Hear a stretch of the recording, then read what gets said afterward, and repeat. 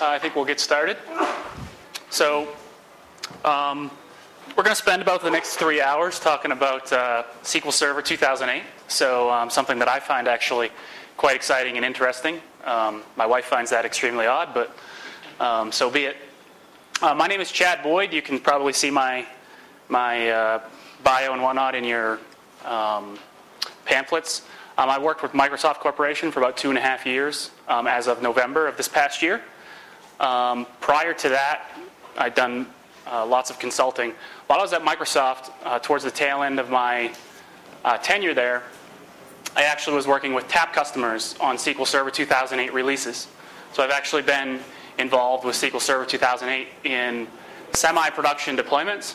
I'm actually going back to Microsoft in about 3 weeks to join a team that works with about 3.5 petabytes of data. That's 3,500 terabytes of information. They're heavily involved in SQL 2008 along with other technologies. So today we're going to talk a lot about what you can expect. We're going to hit on a lot of different areas in SQL Server. So before we get started, how many folks in here are full-time database developers or administrators of some kind?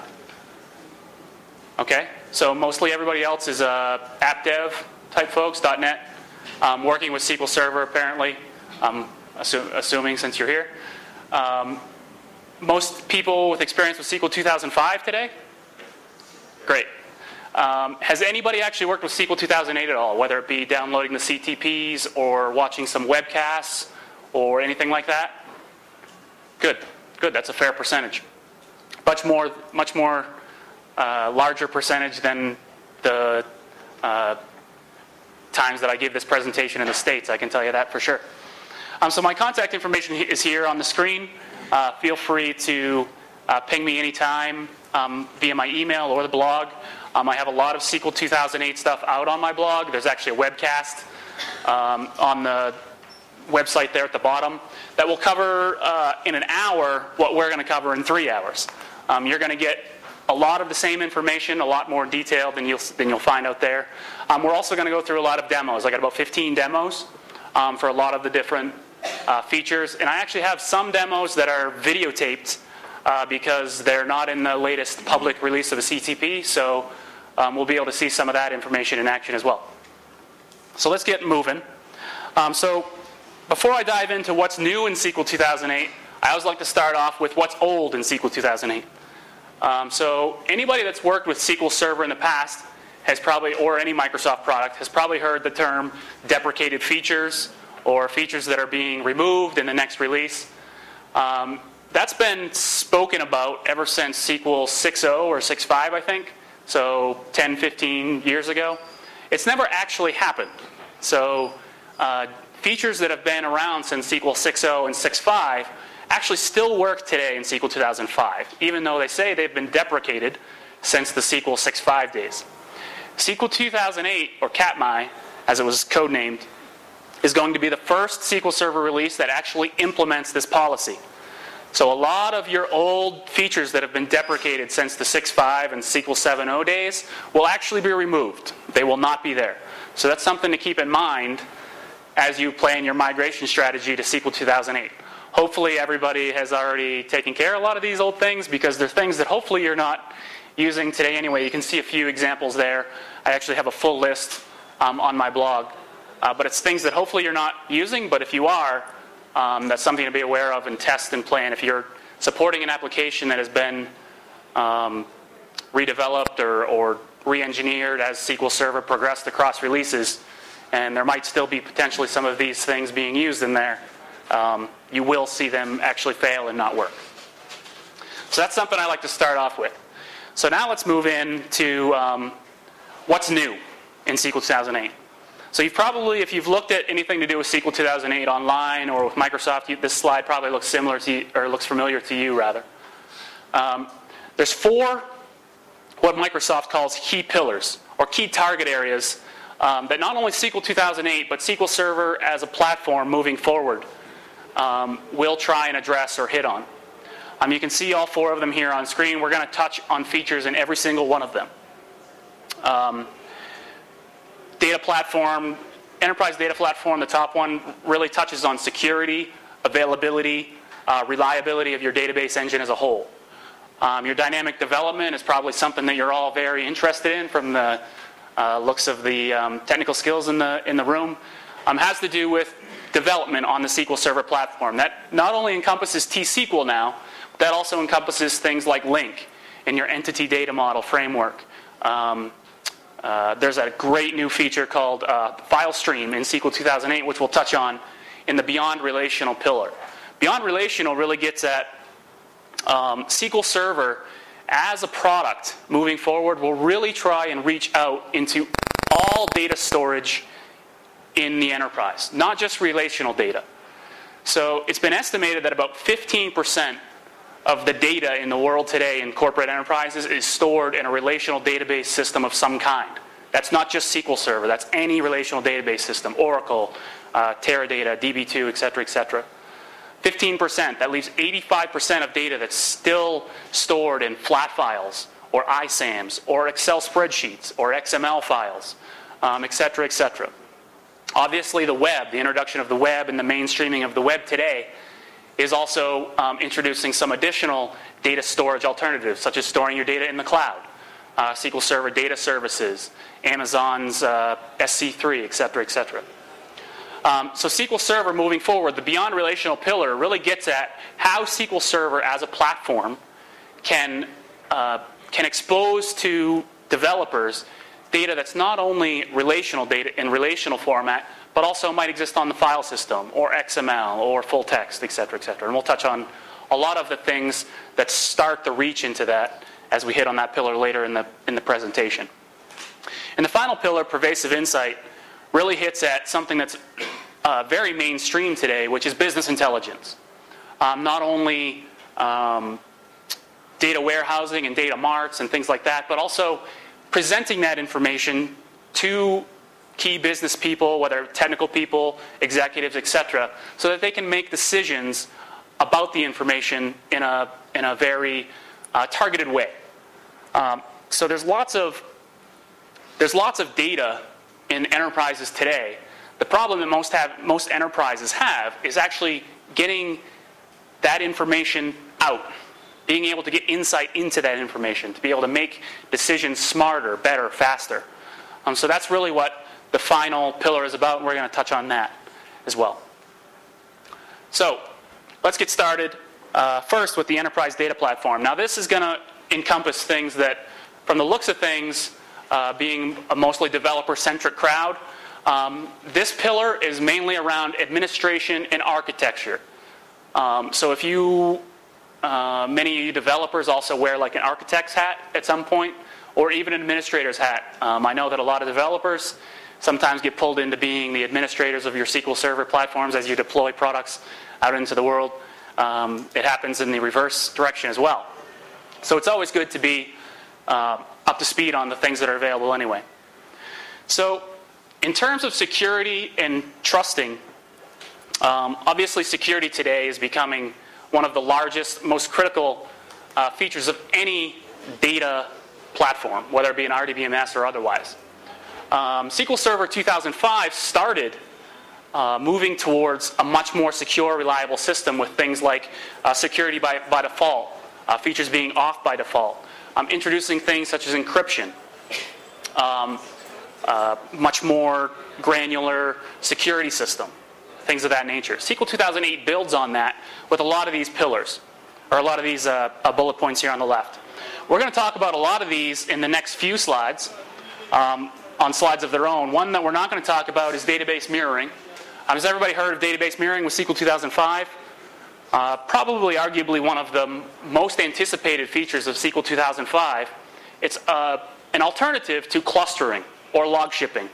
It allows you to use non-specific hardware across a non-specific distance. So clustering is really constrained to two machines that are not only very specific hardware in terms of being on the Windows catalog or the HCL, you probably all had to deal with that at some point, but they also have to be very close together in proximity because there's a certain amount of latency and response time that's required to keep the cluster communicating and operating efficiently. Database mirroring kind of blurs the line between the old school log shipping and clustering to try to give you what's in reality a real-time log shipping solution. And there's no distance requirements, for example, on how far apart your partners can be. So for example, I had a client that I worked with that had a data center on the West Coast in San Francisco, California in the United States, and also in New York City in the United States. So separated by about 3,000 miles, using database mirroring to provide high availability, which in the past would have been a very, very, very expensive solution. With the introduction of database mirroring, made it very easy and very cost efficient for them to leverage the technologies that they already had purchased and were using in their system. SQL 2008 builds on database mirroring to provide things like enhanced throughput of transferring transactions from what's called your principal to your standby system. They leverage compression in SQL 2008, which we'll talk about as well. So they actually, as transactions are committed to your primary system, those transactions are compressed, sent across the wire to your standby system, rather, uncompressed and applied in a continually rolling fashion. Okay. One other thing in terms of stability of the platform is: has anybody ever had to deal with corruption in a SQL Server database? Page corruption, or database goes corrupt and goes offline. If you have, you'll realize that even if you have, for example, a 1 terabyte size database, if a single 8K page in that database goes corrupt, so 8 kilobytes of your 1 terabyte of data goes corrupt or is bad, your database is basically offline. SQL 2005 gives you some alternatives there, but basically your entire 1 terabyte database is offline because a single 8K page is bad. Database mirroring in SQL 2008 introduces a feature where the standby system will actually send a valid copy of that page back to the primary. So that if a page goes corrupt on your primary system and it can't be read, it'll request a valid copy of that page from the standby system. It'll be sent, reapplied, all online and transparent to the end users. So that's a very key feature in terms of a stable platform. Everything else on here, with the exception of Pluggable CPU, we're going to talk about on a single slide. So Pluggable CPU, if you have an OS or a platform that supports hot plug CPU, so you're probably used to today hot plug memory, hot plug storage, stuff like that. Hot plug CPU is basically the same concept, only with your central processing unit as opposed to memory and storage. As long as your underlying OS, which in the case of the Windows platform would be Windows Server 2003 R2 or Windows Server 2008 and above, as long as your underlying OS supports Pluggable CPU, SQL Server 2008 and beyond will recognize that as well. You simply slide out your hardware, plug in your CPU, your OS recognizes the new CPU, run a single statement in SQL Server, new CPU is recognized and continues processing all online, redistributes the load as new requests come in. So a pretty key feature there if you're in a type of environment that requires that type of scale. So let's target a few of these things directly. We'll start with transparent data encryption. So like I mentioned before, SQL 2005 introduced some very key encryption methods for encrypting your data at rest in the database engine. Some of the problems or challenges, I guess, with that feature in SQL 2005 was that your code actually had to be aware that the data was encrypted. So if the data was encrypted, you actually had to call some functions to decrypt using a certificate or a key of some kind or a password perhaps, and also re-encrypt it on the way back in. So your code had to be aware of the fact that that data was encrypted in a particular column or table or what have you. Now that feature is still quite beneficial, and you'll see why hopefully by the end of this slide. But to make it easier to leverage encryption in SQL 2008, a new feature called TDE, or Transparent Data Encryption, you might have also heard it referred to as Total Data Encryption. Who knows what it will be called come RTM. But it's complete encryption of your data with total application transparency. So your code no longer has to be aware that the data you're pulling and pushing and reading and writing is encrypted. You simply have to write the code that you write today. As data gets pushed to disk, it'll be encrypted by the storage engine transparently. As it's pulled back off of disk and into memory, it'll be decrypted for use. So only data at rest is encrypted. Data in cache or in memory is not encrypted. But as it's flushed to storage, it'll be encrypted and decrypted as it's pulled and pushed from memory.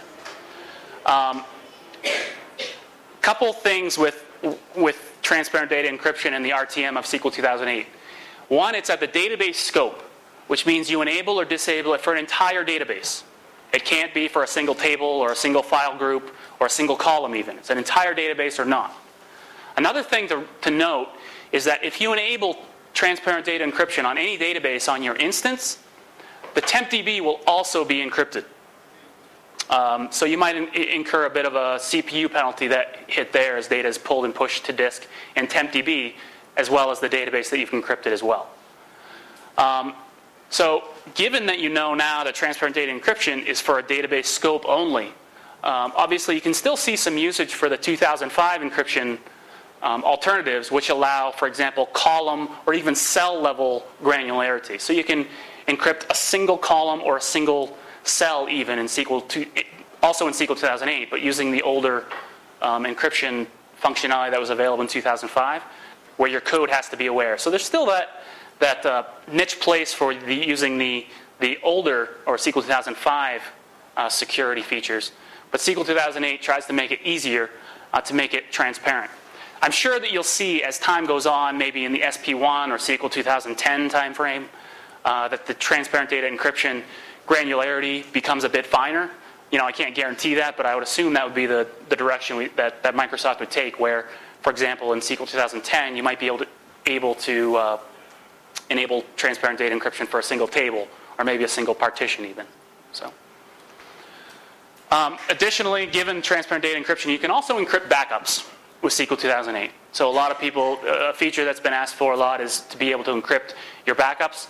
That's totally independent of whether your database is backed up or not. So you can have a database that is not TDE'd and actually have your backups of that database be encrypted.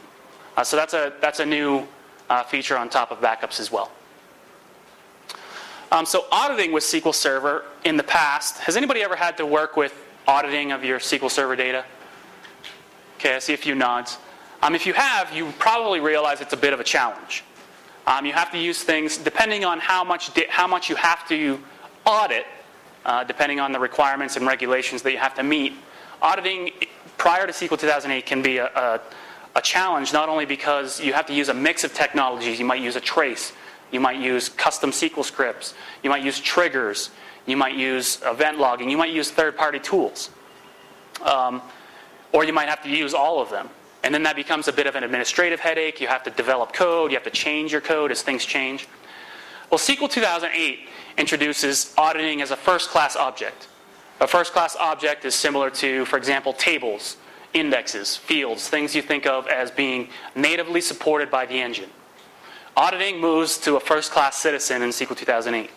You get full DDL support, which I'll show you here in a bit.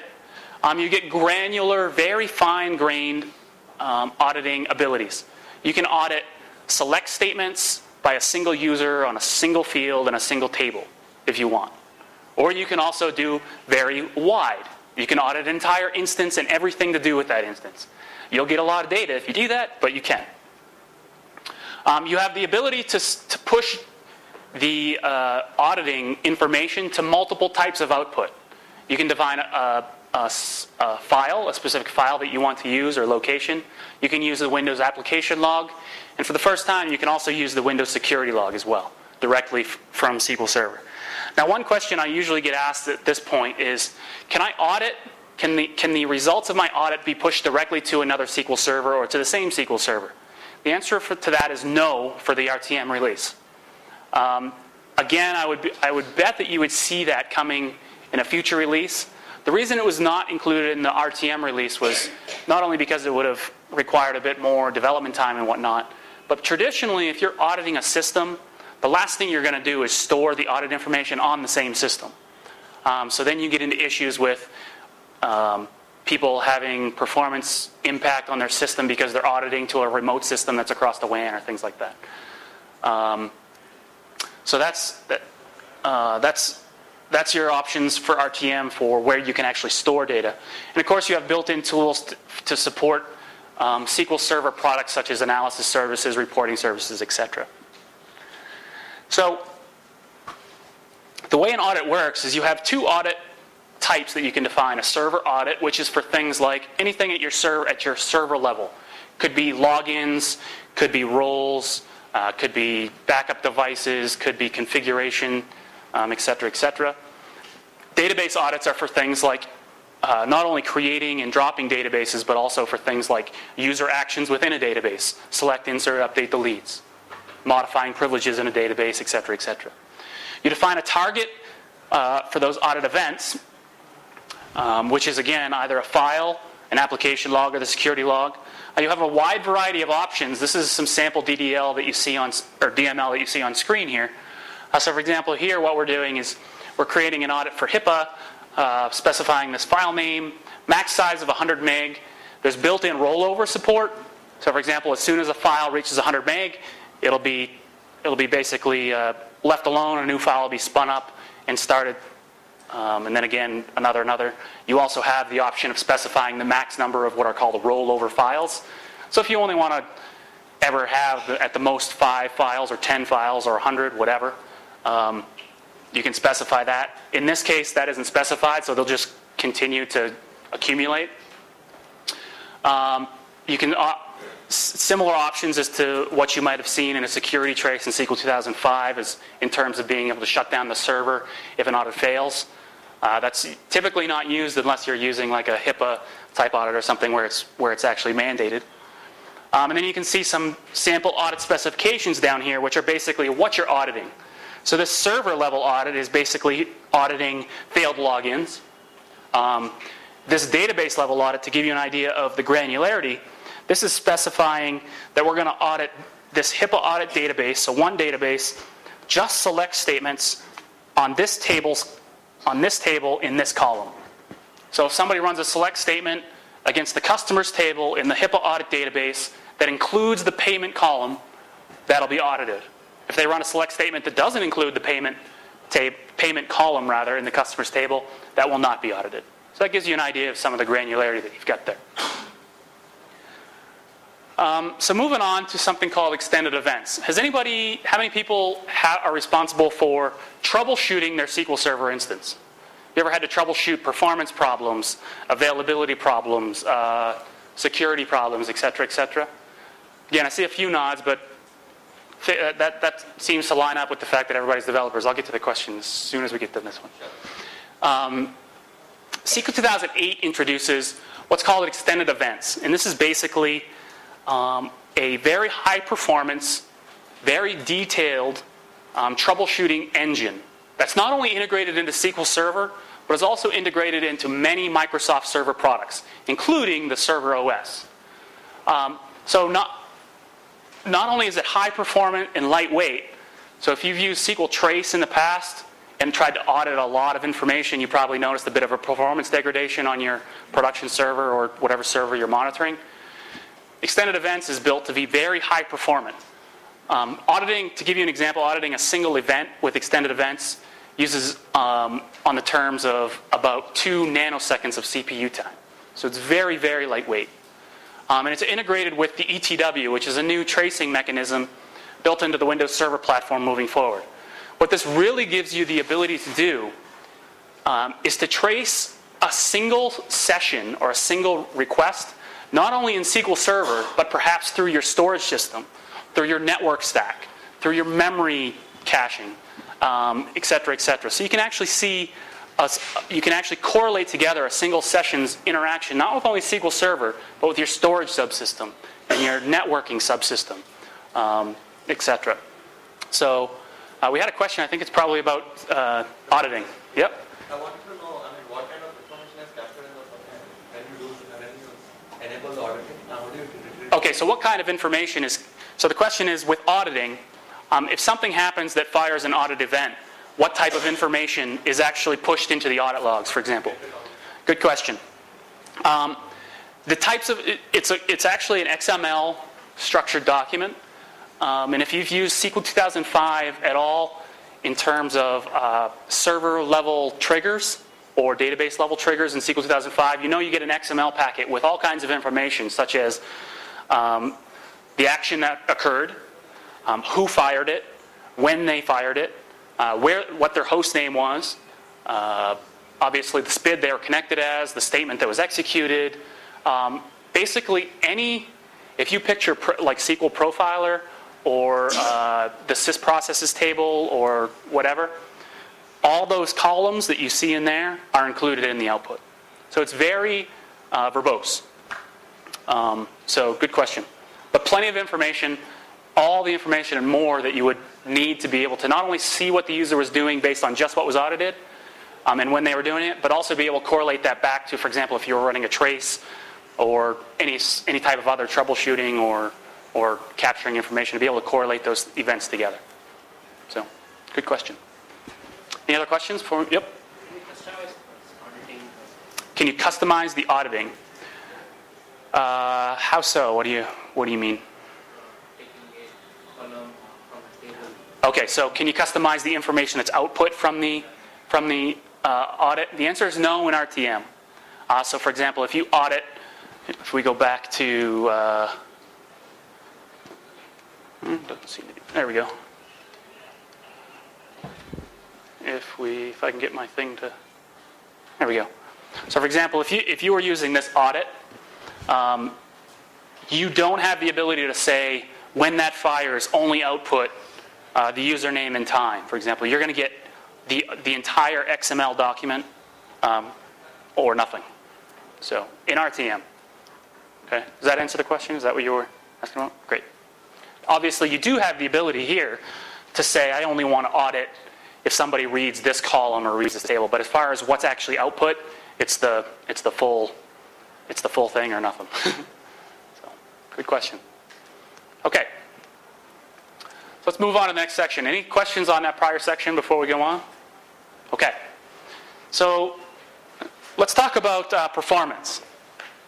I'm sure everybody here has in some form or another been involved with worrying about performance and optimizing your tools and applications for end user use. Well, SQL 2005, when SQL 2005 was RTM'd, it was built with performance in mind, but more for getting more performance out of the system. SQL 2008, though there are enhancements in terms of how the database engine processes requests and things like that, really concentrated more, instead of on improving performance, more about making performance more predictable. Meaning, have you ever had a system where if you run the query at 7 in the morning, it takes a second to run, but if you run it at 7 at night, it takes 45 seconds to run? Or something similar. Or if you run it with parameter A, it runs well. If you run it with parameter B, it runs slowly. SQL 2008 is really about giving you the tools in the functionality to make performance more predictable.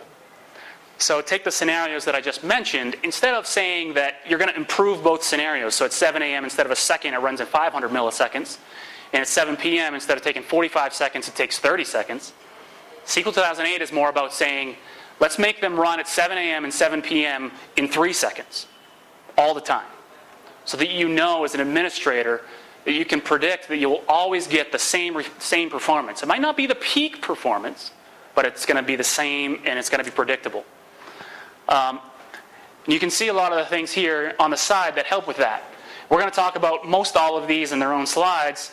A couple that we're not going to talk about in a specific slide are these two here, what you see, called the Data Collection Platform and Performance Studio. So SQL 2008 introduces a new subsystem that's all about collecting data. Now this was originally called the Performance Collection Platform, which gave the impression that it was only about collecting performance data. It's not. It's a subsystem that's actually built and geared for collecting any and all types of data. So if you have custom traces that, not only SQL Server data even, could be other types of data. In the SQL Server world today, what you might do is run a trace that captures long-running queries, or run a blocker script that captures blocking information throughout the day, or run an auditing script or something like that, or custom T-SQL scripts, or have a third-party application that monitors your SQL Server and outputs information somewhere. The data collection platform is all about giving you the tools and the ability to collect that data and gather it in a single unified way and store it in a single unified place. That single place is called the Management Data Warehouse in SQL 2008. And it's geared for collecting all types of information. So it could be performance related, could be troubleshooting related, could be administrative related, could be developer information or debug information, anything of that nature. Now, Performance Studio is built on top of the data collection platform. SQL 2008 will ship with pre-configured data collection for SQL Server for performance-related information. So disk usage, CPU usage, memory usage, things of that nature. It won't be enabled by default, but you'll have the ability to use these pre-configured collection scripts.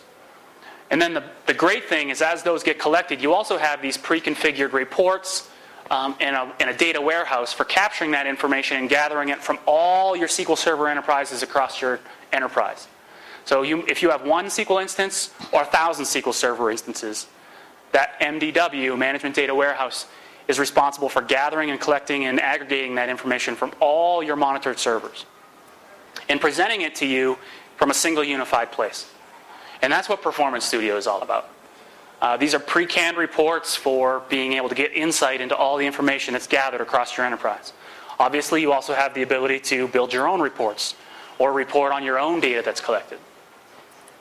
Everything else we're going to talk about in their own slide here, so let's start with the first one. And this is compression. So this is something that's been lacking in SQL Server for quite some time, actually, and is being introduced in SQL 2008. Every client I've ever gone to who I was helping with a product or an application that included a large amount of data, a terabyte or more, always asked about compression. And unfortunately, my answer was always, I'm sorry, we don't have it. Now, in SQL 2008, I can say, yes, we have it. So there are two types of compression in SQL 2008. There's data compression and backup compression. You get them both. Data compression we're going to talk a lot about here in the next few slides. Backup compression is on or off. You might have used in the past third-party tools that work with SQL Server, Lightspeed, for example, or a couple others that help you with SQL Server backups, and they provide compression, and they provide you different levels of compression, usually like 1 to 11 or something. And as you go up, you get better compression while sacrificing more CPU time. Well, backup compression in SQL that's built into SQL 2008 is either on or off. There's no levels. The reason for that was because the data engine team did a lot of research and work on trying to determine if they should include different levels or not. It basically came down to there's this bell curve that has a very sharp peak and then drops off at the other end in terms of the amount of space you save versus the CPU time that's required to actually generate that space savings. So compressing data is a very CPU-intensive task, if you've ever worked with compressing or read about compression algorithms. Extremely CPU-intensive. And obviously, the better compression ratios you try to get, the more CPU time you use. And it's not a linear curve. It's, up to a certain point, it's linear. And then as soon as you reach that point, it's a much greater CPU to a lower compression ratio that you're getting. So basically, that's why in RTM, that's the main reason anyway in RTM that it's basically either on or off. Again, I would probably venture to guess that in future releases, you'll see at least some sort of play there, maybe 3 levels or 5 levels, but maybe not. So we're going to talk about data compression. Backup compression is your typical compression algorithms, compressing data as it's shoved to disk, using your traditional algorithms, WinZip, PKZip, gzip, all those types of algorithms. That's what backup compression is. You can specify it in your backup statement, on or off. You can also set a default server level configuration to say that every backup that I take is either on or off by default. That allows early adopters of SQL 2008 to say, I want to use backup compression for all my backups, but I don't want to have to change all my backup code. So if you go change the SP configure setting to say it's on by default, if you don't specify anything in your backup statement, it'll be on. Okay, but whatever's in your backup statement, if it's explicitly there, will override your server level configuration. Before we go into the slide, you can see down here, I have a very long, in-depth technical discussion of data compression in SQL 2008 that you might want to look at. It will reinforce a lot of the things we talk about on the next few slides. Depending on how many questions I get and whatnot, it will really depend how detailed we get. But if you're interested just to read some of the finer details of how it's technically implemented, you can find that there. So let's move on to talking about data compression. So like we mentioned, backup compression is your typical compressed data using specified algorithms as data is pushed to disk. That's not what data compression is. Data compression is all about storing data more efficiently. You actually, if you enable data compression in SQL 2008, you're not enabling some sort of compression algorithm that's going to fire in the background and compress pages of data as it's pushed to disk and out of disk. All you're doing is saying, I want, instead of using the traditional storage formats of SQL Server, I want to use the new, smarter, more intelligent formats for storing my data more efficiently. And we're going to talk about those different strategies here on the next few slides. Okay, backup compression, yep. Normally when you have taken the backup of the large databases, immediately that you have a performance issue right now, server, which is online database. You are taking the full backup. Yep. And now when you go to the backup compression mode, which is again a much more resource intensive, for example, as you said, it uses heavy CPU resources. So what will happen to this performance? Okay, so the question is, in terms of backup compression, what's the performance impact on my server versus taking backups today? Basically, correct? So this is a very similar answer to the same question that somebody's going to ask on the next slide in terms of data compression. Invariably, I always get the question at the end of my data compression talk, what's the performance impact? With data compression, it's much harder to tell, and I'll talk about that here in a minute. But for backup compression, it's a little easier because we're using just traditional algorithms. So basically what you're doing with backup compression is sacrificing CPU time for less I/O. So today, if you take a backup, I can almost guarantee that on 98% of the systems in the world, your backups are I/O bound. Your backups are not CPU bound, they're not memory bound, or anything of the sort. They're I/O bound. Why is that? Well, because you're performing a lot of I/O. You're reading, if you've got a 1 terabyte database, you're reading a terabyte of information to turn around and write a terabyte of information out somewhere else. Basically is what you're doing. Now the SQL Server engine obviously has a lot of optimizations to try and minimize the I/O,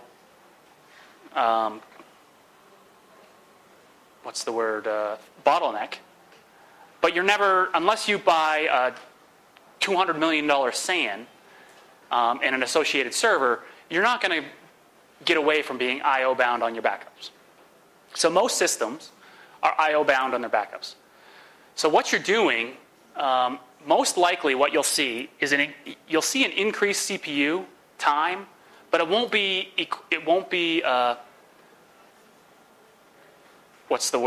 correlated to the same amount of time that you'll see an improvement of your backup times. So your CPU, if you had a system that had 1 terabyte of memory, and you actually had that data in cache, and you wanted to compress it, your CPU would be through the roof. Okay, no question asked there. That's not what happens on your systems, unless you have a very expensive one. So you're not going to see your CPU go through the roof. You'll see your CPU, if you're traditional during a full backup, if you typically see like an 80% CPU utilization or whatever the number is, you'll see that go to 85, maybe 90. You know, depending on your data or in your system, maybe it'll go to 100. You'll want to test it in your scenario, but you won't see it go through the roof. What you'll do is sacrifice a little bit of CPU time to gain a lot of lost I/O. To give you some information, I mean, obviously it depends on what's in your database, but in some of the Microsoft research labs on a lot of the tests, a traditional 1 terabyte database, or 1 terabyte backup rather, has seen compressions all the way to 300 gig up to 600 gig, depending on the data that's in it. So obviously, if you're going to do 700 gig less of I/O, not only is your time going to drop, but your resource utilization is going to go down also. So I can't really tell you whether you'll see a 10%, a 3%, a 15%. I can tell you that it won't be the same ratio that you'll see in terms of improvement to your I/O. It's something you want to test on your system, but I'll be surprised if it causes your CPU to go through the roof, just because of the nature. You'll still be I/O bound, even using compression, in most systems anyway. Okay? Yep. Beginning you are telling that the 8 KB corrupt page, 8 KB corrupt page data can be restored from a 1 TB backup. And what is the scenario if you have a compressed backup? Can you go direct to that page and then come back? Say that again? I don't think I understood the question. At the beginning you are telling me that Yep. 8 KB Yes, a single page. there is corruption. Yep. One page corrupted. Okay. I would like to restore that page from a compressed backup. Yep. Can I go directly to that page? Absolutely. Okay. So the question is, if I have a database and a page goes corrupt, but I have a backup of that database from earlier in time before the page was corrupt, can I restore just that one page of information from my backup? Correct? The answer is yes, you can. You can actually do that in SQL 2005 also. So SQL 2005 introduced page level restore. So you can, as of SQL 2005, RTM, restore a single page or 2 pages up to, it's either 1,000 or 10,000 pages in one single statement, without having to restore your whole database or an entire file group or what have you. That does bring up something else that I should mention, though, in terms of backup compression, which is backup compression in RTM will be an enterprise-only feature. So Standard Edition will not have, or Workgroup or Express will not have backup compression. Invariably, a question I get is, well, what if I have a backup that's compressed or encrypted from an enterprise system and I want to restore it on a standard? All versions of SQL Server support restoring a compressed backup. Okay? Even if you want to restore just a single page from that compressed backup. So you can all versions will support restoring both an encrypted or a compressed backup. Only Enterprise will support encrypted and compressed, creating encrypted and compressed backups. Okay? I have another question. I'm not too sure whether it's related to the backup compression. Mm-hmm. Most of the times that we hear from the database administrators, like, okay, it's large database, they say that the backup time, running a full backup time takes so much of time. Yep. For example, if it says the 500 GB of database, it takes about 1 hour to 2 hour, whatever time. During that period, invariably the performance of the database would be lower. Rather, they suggest that you're going for a third-party agent where they take a snapshot of a database, which takes about a minute or 2 maximum, and then that snapshot is put into the backup. Yep. So what is that about that snapshot? Is there anything which is new in the SQL zone, right? So where you can take a snapshot at a given point of time and then restore it in a different backup? Okay, good question. So the question is about backups, and that during a full backup of a large database, invariably the performance of the system suffers, and that there are technologies that will allow you to take what's called a snapshot backup, which instead of taking 10 hours, will magically take 10 seconds. There's 2 types of technologies that support that. One is a hardware-based solution, which means you have a SAN, and if you have a terabyte-sized database, you probably have 6 terabytes of storage space on your SAN. And what's going on is the SAN software is actually, as data is being pushed to the disk, it's actually taking those bytes and creating a mirror of them on separate physical volumes. And then what happens is, if you want to take a backup, a full backup, you interact with the SAN software using a SQL Server provider called the VDS. And SQL Server basically pauses all I/O for a short period of time. The SAN software does its thing and says, hey, we're going to create a snap clone. It's called snap cloning technology. And we're going to call this a full backup right now. And then it just does some metadata changes, and then it says, okay, go ahead, SQL Server, you can do I/O again. And then what happens is that 1 terabyte copy, which is 2 terabytes on disk, it takes that 1 terabyte copy and just stores it, and then continues writing more changes to a different location. Okay, so it's basically a mirror. It's very similar to RAID 1, you know, only it's a software solution. And then you can restore very quickly as well. Now that's a hardware-based solution. Well, I mean software within the hardware, I guess is the way to say it. Very expensive. It usually has to be a SAN from the large SAN providers, you know, et cetera, et cetera. Now there are software solutions that do it, or that provide this as well. And this is called copy on write technology. SQL Server 2005 actually has it.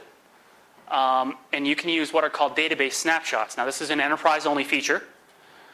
And what you do is you create a database snapshot, and it takes 10 seconds to create on a 10 terabyte database. It takes no time to create the snapshot.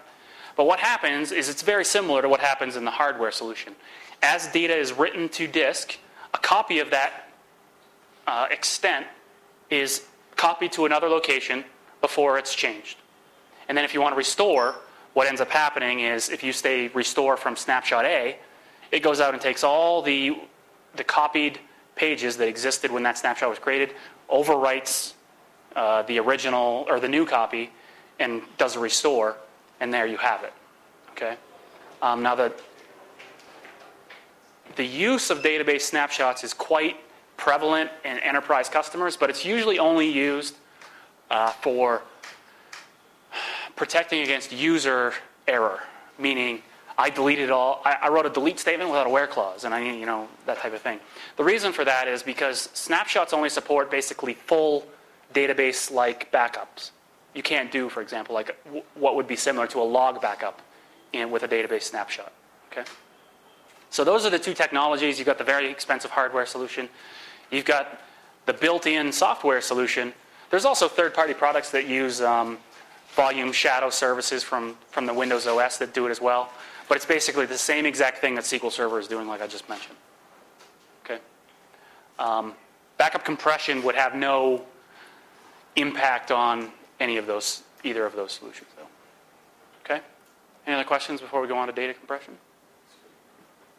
Somewhere? Yes. While taking backup, observe that say if the database is not of maybe 1 TB size or say half a TB size. Okay. Now mainly the log, which is of a bigger size. Is there a way to reduce that size and take the backup so it can be ported to some other location or the date? Reduce the size of the backup or of the log? Of the log, so that the backup will be automatically in a smaller size.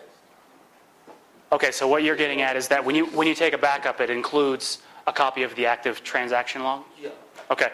So the question is in relation to, I believe, correct me if I'm wrong, is when you take a full backup in SQL Server, it not only has to copy the data pages from the database, but it also has to include the active portion of the transaction log in that backup. So if you have say a 500 gig database, and at the time you take a full backup, your transaction log is also 100 gig because you haven't, for example, taken a transaction log backup or something. Your backup size will be 500 gig plus probably 95 gig, the active portion of your transaction log.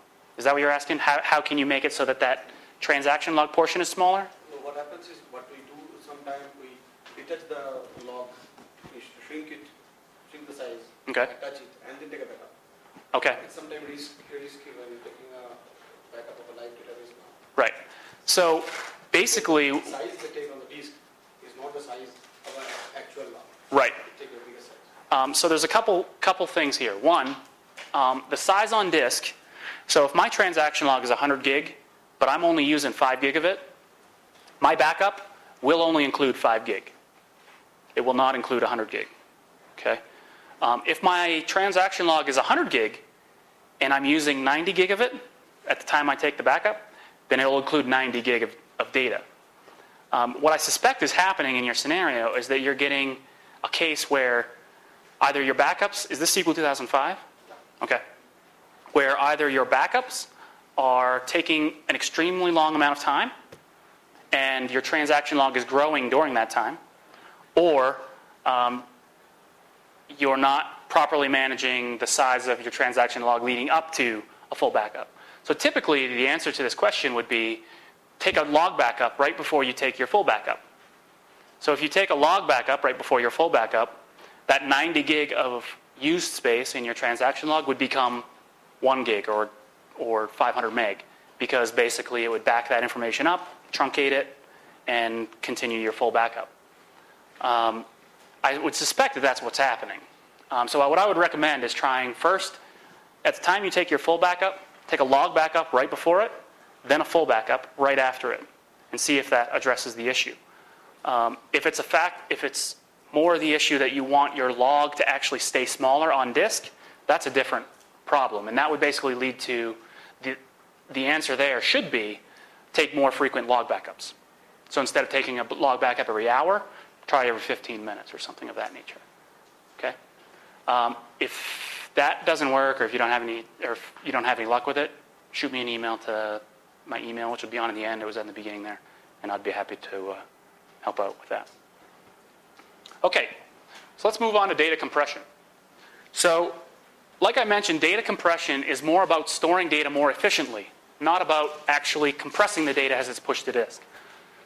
And it comes in 2 flavors. The first, not really 2 flavors, 2 levels. Okay? Level 1 is what's called row compression. Okay? And what row compression is all about is storing your fixed length data more efficiently. So your integers, your big ints, your character data, your char data, your date time data.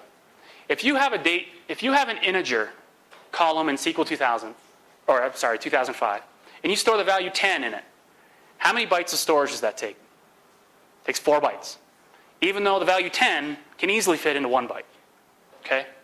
So SQL 2000, or row compression, SQL 2008, is all about taking, you can see that it's slightly yellow shaded, not easy to see there, but that's representing the value 10, even though it would fit in 1 byte, it takes 4 bytes of storage.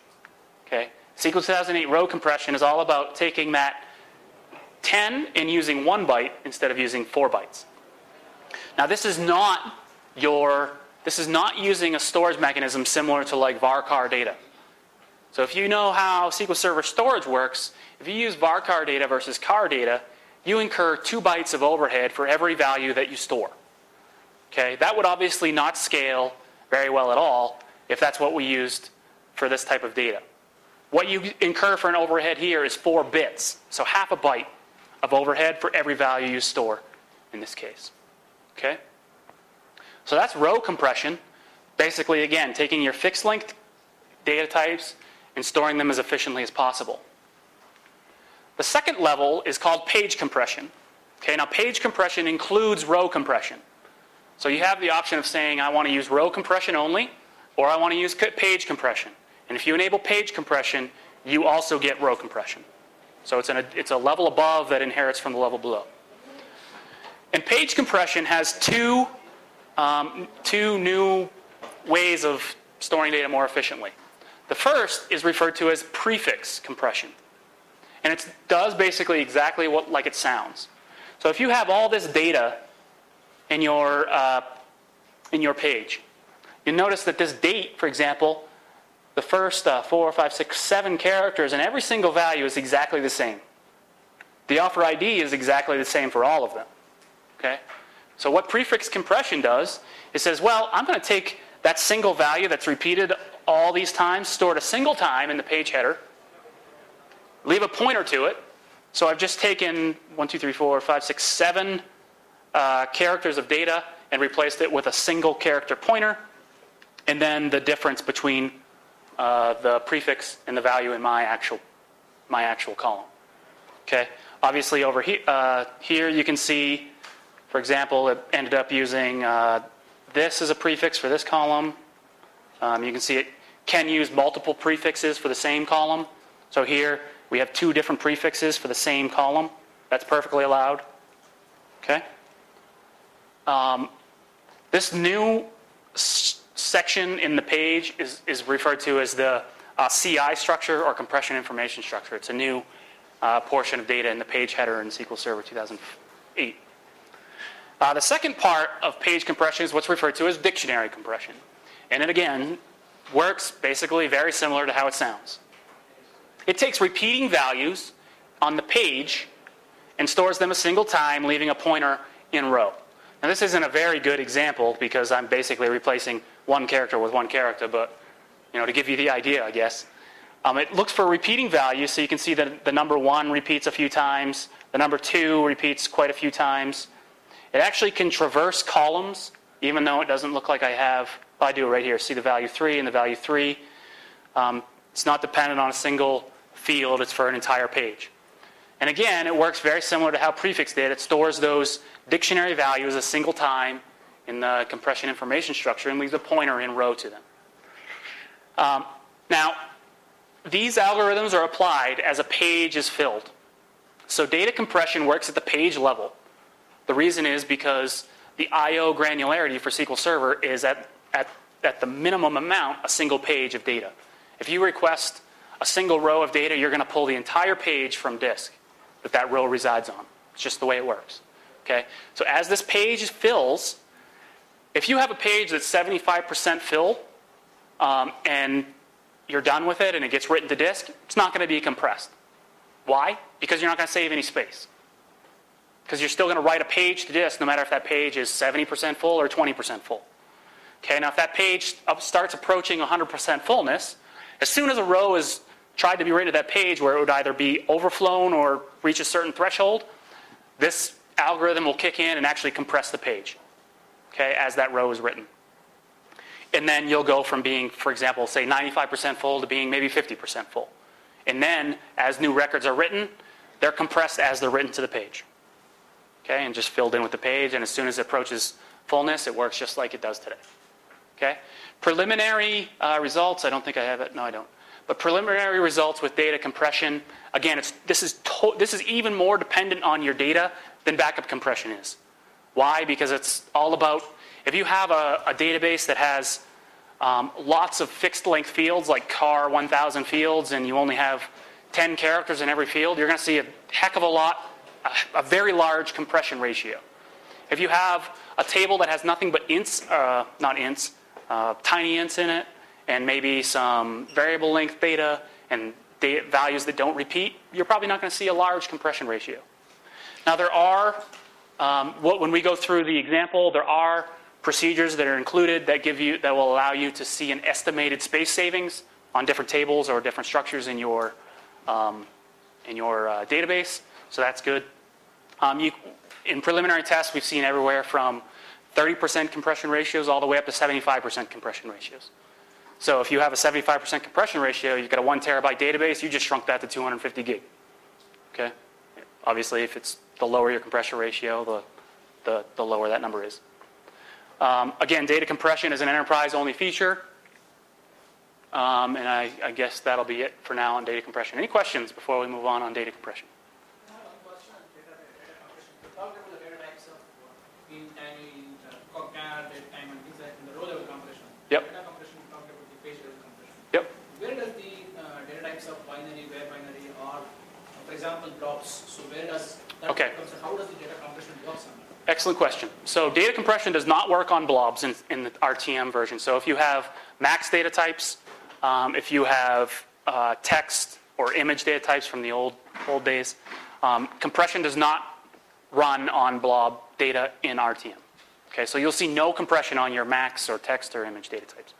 Again, I would assume that would be introduced at some point, but I believe that the reason the decision was made not to do blobs was, one, it was obviously more difficult because of the way they're stored, but also because it's binary data, you don't usually see a very good compression ratio in terms of using things like prefix and page level compression, because you don't see a lot of repeating values, things like that. So image data and like your var binary max would follow a very similar pattern, and I believe that was the reason that they didn't extend that to var car max type data. But again, my hunch would be in the SP1, 2, or 2010 timeframe, you'd see this at least extended to like your var car max data types. So how does it work with the XML data type? With the which data type? XML. It doesn't work on XML data type either. Excellent question. And that is a place asynchronous. Yeah. Definitely is an asynchronous process, yes. So in such a case, like, how does the, for example, somebody has to size a server for any critical applications which uses the data compression technologies in that. So where does this asynchronous processing resources will be able to estimate to say, okay, this is what is the kind of server size it is? If you'll hold that question until we go through the demos, I'll show you. We actually have there's an included system start procedure that allows you to get estimated compression ratios on a table set. So in that case, what you might do is fill your table with 10% of the data you might expect, run your estimation, see what the estimation is there, and then, of course, expand that out to times 10 or times 20, whatever size you think that table would grow to or something like that. But let me get to the demos on that, and then we'll see if that answers your question or not. And if it doesn't, we can touch it again. Okay? I have a question. Yes? This data compression is available at what level of granularity? What level of granularity? Excellent question. That's what I was trying to remember.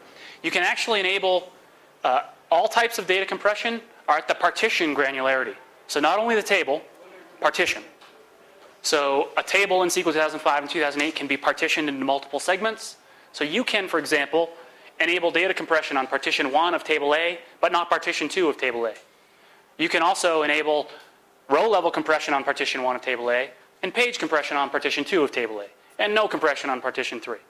Or obviously you could enable it for an entire table, etc. So, good question. Okay. Logging enhancements with SQL 2008. So, does anybody do a lot of work with bulk loading of data? Importing and exporting large amounts of data? Okay.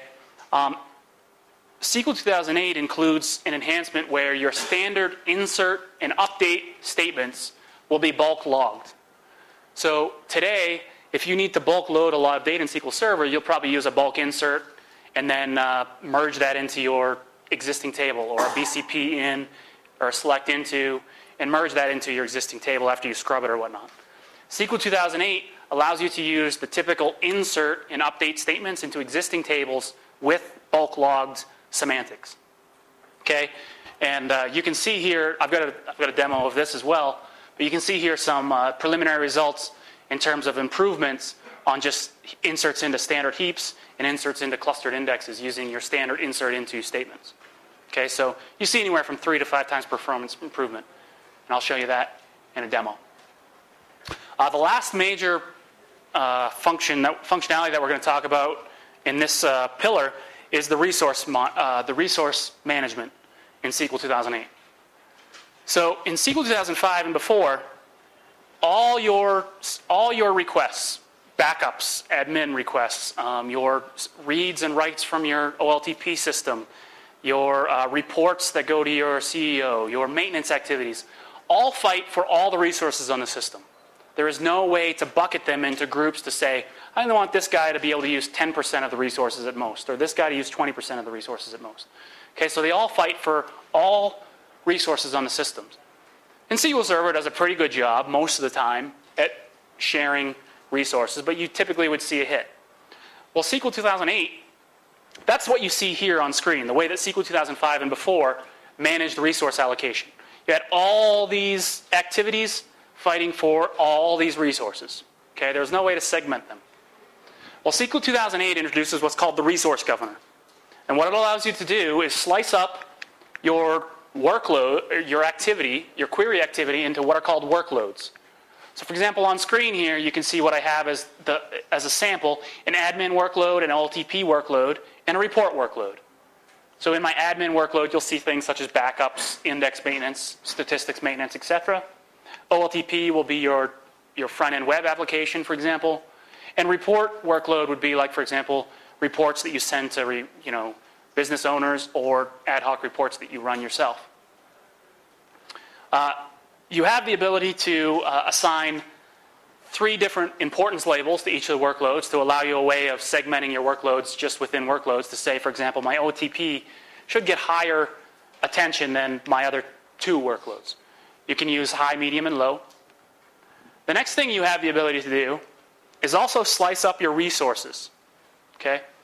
So you slice up your resources into different pools of resources. So for example, here on screen, you can see I have an admin pool that says min memory of 10%, max memory of 20%, max CPU of 20%. Application pool that just says max CPU of 90%. Okay? So what that means is anything that runs in this pool will be able to use at most 90% of the CPU resources on the system. But it will be guaranteed that it will always have that Not that full amount, but it will never be infringed on more than 10% of 100% of the resources. Whereas the admin pool says, at most, I can use 20% of the RAM. So no matter if you have 500 gig of RAM on your system, your admin pool, anything that's allocated to that pool, won't use any more than 200 gig of that 500 gig of RAM. And if you have 500 gig of RAM on your system, you're a lucky person as well. Okay, or 20% of the CPU at most. So the next thing you do, once you have all things sliced up, are simply map your different workloads to which pool you want them to run within. So in this case, I'm mapping the OLTP workload and the report workload to my application pool, and I'm mapping my admin workload to my admin pool. Okay? So that's how you allocate incoming requests to pools of resources. Okay? And the way you do this is by using what's called a classifier function. And it's a function that you build in the master database, and it can use anything that you can write in tsql. So for example, you could allocate people to different pools based on their login name, or their username, or their host name, or their, any of the other tsql functions that you can think of. Okay? And I'll show you an example of that. I have that here as well. Okay, so let's take a look at some demos of the things we just went over. So what I have here is a VPC with the latest version of the SQL Server 2008 CTP loaded on it.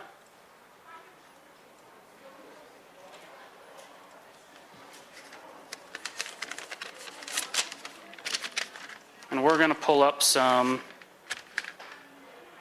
different demos. The first one we're going to pull up is, now don't get hung up on the different looks that you see in Management Studio. We'll talk about those later. So if you see things that you aren't accustomed to seeing here, jot them down if you'd like, but I can almost guarantee you we'll talk about them later in the session. Okay, so the first one I'm going to pull up is my auditing sample, which also includes a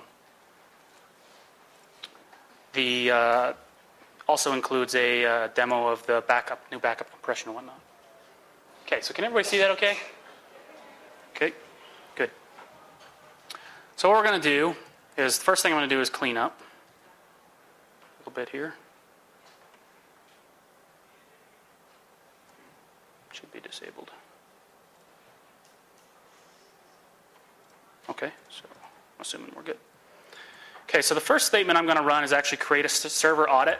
What I'm doing here is I'm going to push it out to a file in that location. I'm saying it's going to be 100 megs at most and 2 rollover files.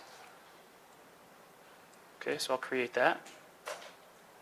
Next thing I'm going to do is define an audit specification. And you can see here what I'm saying is this is for the audit that I just created. And the group that I'm going to monitor is what's called the backup restore group. And that group happens to fire an audit event anytime you run a backup or restore.